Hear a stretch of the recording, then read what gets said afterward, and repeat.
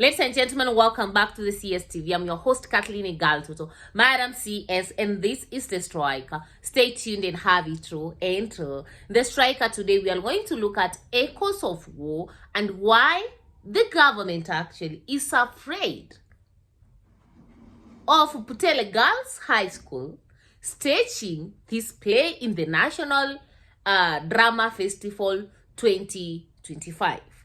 And since yesterday, a lot has been happening in the country around this play. Cleophas Marara, the playwright or the director of the play, was arrested. He was barred from accessing Nakuru, where these kids were rehearsing. Today they were supposed to perform, but again, they didn't perform. Instead, they did a national anthem, And there's been a lot of reactions from Kenyans, right from the government, the common citizenry, the Gen Zs, people on Twitter, TikTok, everywhere, with different mixed reactions concerning the drama around these echoes of war. And we start right away.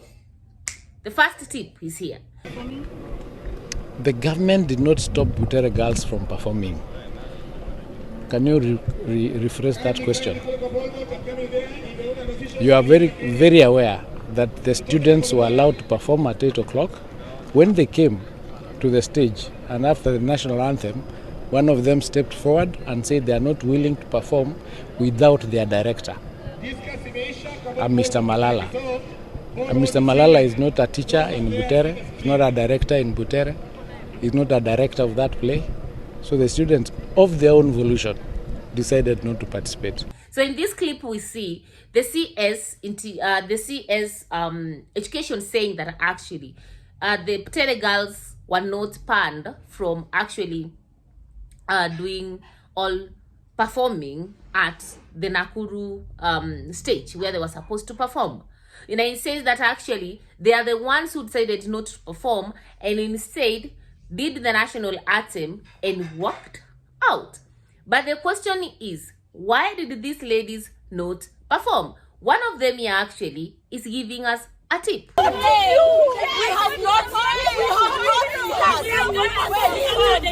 you please tell us what has happened inside there? Can you please tell us what has happened inside there? They took us to stage, we were harassed by the police. Yes, they took us to stage with nothing. Nothing. We sang our national anthem and we said we are not performing. Yes, without our rights. We are just mere as our rights. What is happening? What's happening? We cannot get our performance. So these ladies are telling us that they were taken into a hall. First, they are saying that the police harassed them. And this is the tip here. And this is Butere girls arriving at Melvin Jones. The students are there. Media has been barred from entering at Melvin Jones, and police have just closed the doors behind us. We cannot access the premises as of now. This is the current situation.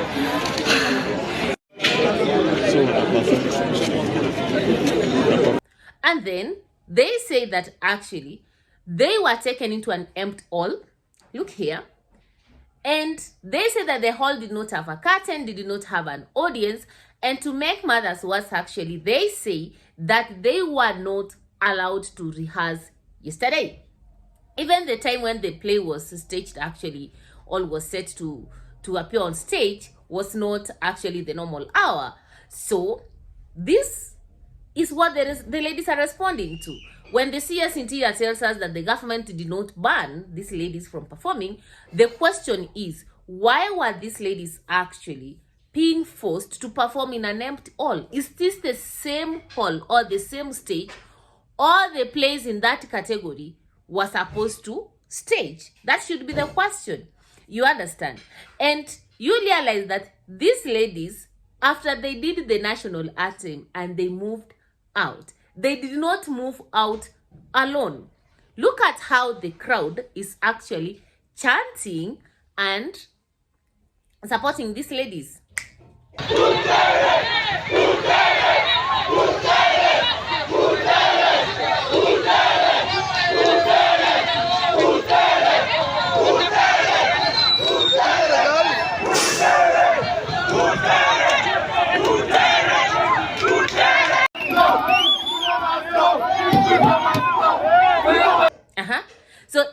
background, you see people saying Butere, Ruto must go. So literally, what was just a school music drama festival thing turned out to be drama within drama, or a play within a play, and it became actually really war.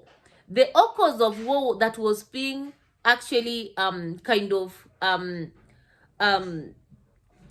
on stage as a play turned out to be reality, where the police, and the common citizen and the students had to engage with one another. But this raises the question, why is actually this play a very controversial thing, or why is this play actually being banned or barred from being staged in the national stage? Number one, I think it's because of the external influence in that play. The director of the play is actually Clovis Marara, and is not in good terms with the government of the day. And even if the play is set somewhere in the Middle East, and the Sultan, actually it is set up in more of an Islamic setting, what actually is happening in that play, for those ones who have been able to access the 42-page PDF of that script, you realize that the issues raised in that play are actually the major issues that Kenyans are raising here. And therefore, I feel that the political class felt that the play is a direct attack on their government and on their way of doing things, and therefore they couldn't actually fathom having it staged in any national stage, because again, the person who is directing this play is not their friend, is not their ally, is an enemy. So I think that's one reason, that one way it's made that the president and the government wanted to silence Clovis Marara, because they feel like he's hailing the grievances of a country through these kids. Number two, I think that given the things that the play was highlighting, the first lady, who is also an alumni of that institution, felt embarrassed, but that he couldn't want her school actually to be the one to come to mirror what is happening in the government.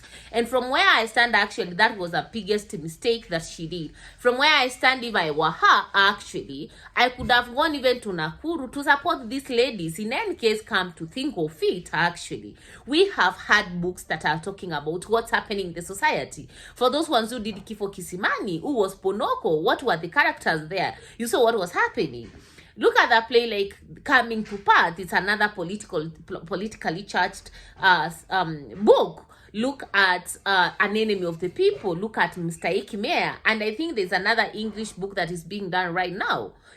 Those are books actually that are politically charged, and they have been performed in various stages in books in terms of live performances. We have read them over and over again. They have been even examined in this country. So I don't see something that was actually too much serious with this actually drama, that it was to attract political attention. From where I stand, if I was to be the first lady, being the alumni of Butere girls, I could have gone actually to Nakuru, support these ladies, cheer them up, and this could have actually neutralized everything. Nobody could have even recognized that actually there was a play called Echoes of War. And then there's an aspect of censorship. It's a continuation of what has been happening in Kenyan history. Way back in 1977, Ngugi wa Thiong'o's play I Will Marry When I Want was panned by Jomo Kenyatta, and Ngugi wa Thiong'o was actually arrested. Later on, this play was to be performed when he was 6 feet under, you understand.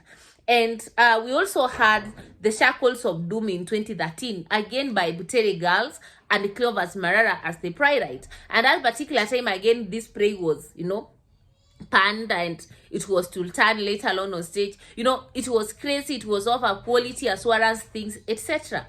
And now we are in 2025, the play by, again, Clovis Marara about the issues in the society is again being panned. So it is actually an evolving, like we can see that continuity in terms of censoring what the government doesn't find palatable to consume as at that particular time. Again, when you look at this play, it came at a time when actually Kenya is not so much well politically. The other day we had a dossier by this by the former deputy president, Adosha, that was even touching on international relations. And I don't think that actually the government could be comfortable again to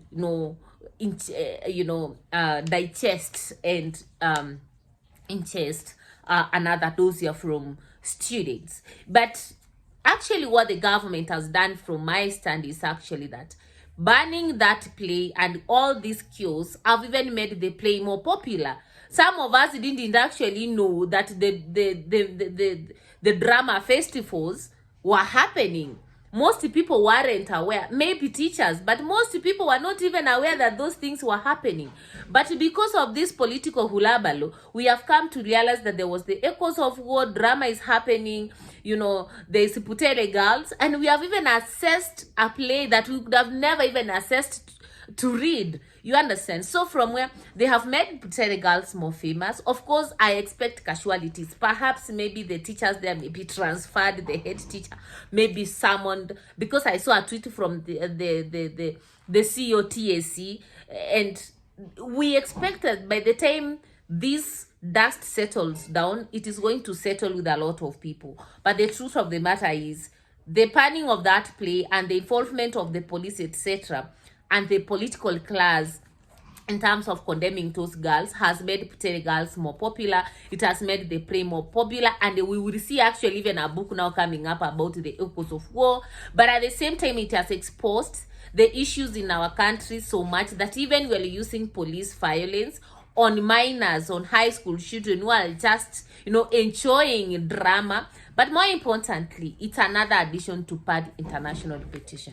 My opinion. So what is your opinions? Let me get it in the comment section below. Yeah, do you think what happened to Butere girls was right? Do you think that Clovis Malala being a politician and writing a play for a school is okay? What's your opinion though? Let me get them in the comment section below, and yeah, see you next time. Bye bye.